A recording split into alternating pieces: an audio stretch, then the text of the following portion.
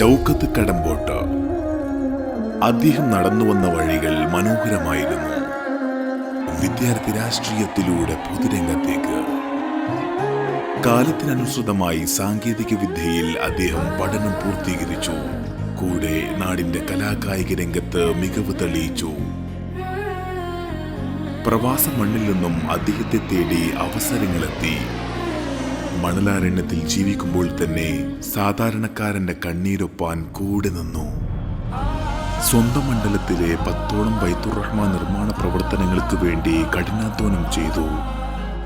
പ്രളയകാലത്തും Covid കാലത്തും ജീവകാരുണ്യ രംഗത്ത് പ്രശോഭിച്ചു നിന്ന ഈ യുവത്വം KMCCയുടെ സംഘടനാ രംഗത്ത് വിപ്ലവാത്മകമായ പങ്കുവഹിച്ചു. ഇന്നിതാ പുതിയ ചുവടുവെക്കാൻ സമയമായിരിക്കുന്നു. സ്വന്തം നാടിന്റെ പ്രതിനിധിയാകാൻ ജനവിധി തേടുന്നു. കൂടെയുണ്ടാകണം.